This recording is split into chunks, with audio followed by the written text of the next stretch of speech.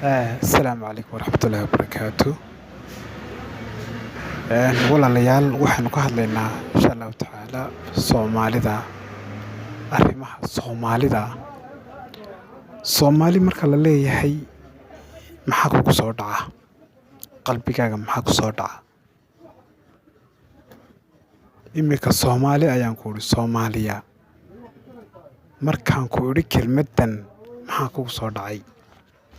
Inaan maxay soo wado?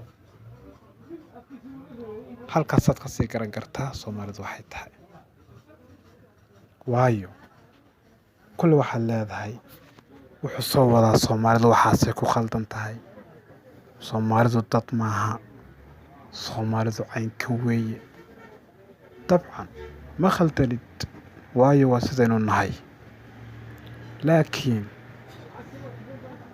maanta bulshada Soomaaliyeed markaad u fiirsato boqolkiiba 90 waxaa lagu qiyaasaa inay yihiin dad da'yar ah.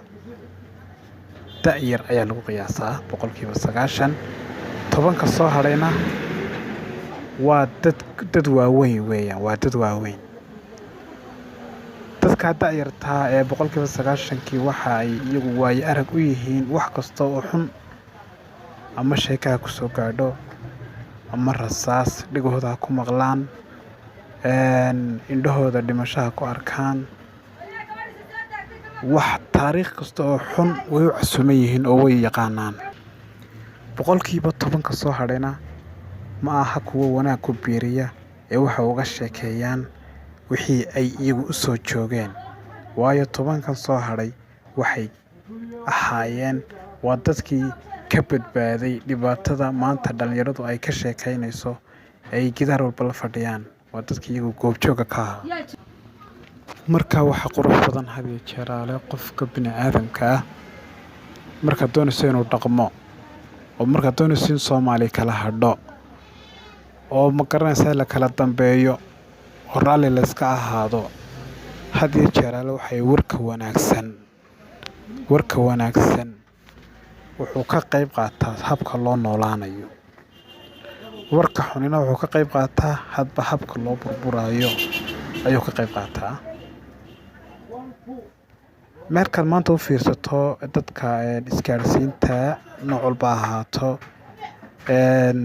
youtuberada oo kale, markaad maanta eegto waxyaabaha markay Soomaaliya ka hadlayaan ay geliyaan baraha garanaysaa bulshada ku kulanto. Maanta haddii aad adduunka halka ugu dambeysa joogto, meesha doonto joog, Soomaaliya joog, Jarmal joog, Maraykan joog, Britain joog, Australia joog, meesha doonto haddaad joogto ood maanta samayso aad tidhaahdo bal Soomaali maxaa la yidhaahdaa, aad YouTube gasho maxaa ku soo baxaya? Judhab wax ku soo baxaya dagaal iyo dad dhintay, dad qaxaya, dad hooyo ilmihii laga qaaday oo barooranaysa. Dhibaato baa ku soo baxaysa.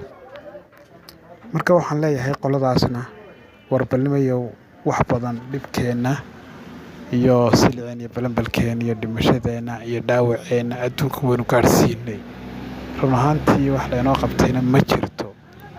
Intaynu magac ku raadinayno inagoo baaba'nay aynu magac ku raadinayno, sidan aan u baaba'nay magac kuma helayno.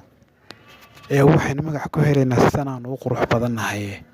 Bal haatan aynu dhinaahno inagoo ka faa'iidaysanayna taariikhaheennii hore iyo sida waddankeena Soomaaliya meelaha qaarkood ay u qurux badan yihiin inoo ka faa'iidaysanayna dhinaahno.